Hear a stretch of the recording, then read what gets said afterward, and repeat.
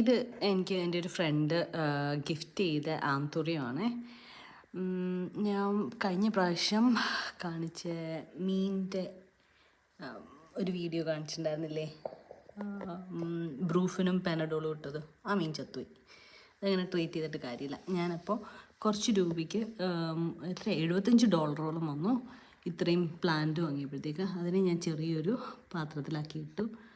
ഞാനതിൻ്റെ ഗ്രാജുവലി ഉള്ള വളർച്ച കാണിച്ചു തരാമേ. ഇതിനകത്ത് ഒന്നും ഇട്ടിട്ടില്ല. അടിയിൽ കമ്പോസ്റ്റ് ഇട്ടു, മുകളിൽ സാൻഡ് ഇട്ടു, കുറച്ച് 2-3 അക്വാട്ടിക് പ്ലാന്റ്സ് വാങ്ങി. ഈ 5 ടൈപ്പും കൊണ്ട് വാങ്ങി. അതിനെല്ലാം കൂടെ $75. നാട്ടിലെ ഏകദേശം ഒരു 5000-നോടടുത്ത് 34,000 രൂപയായി. ഇത് പിന്നെയും വളരുന്നുണ്ട്.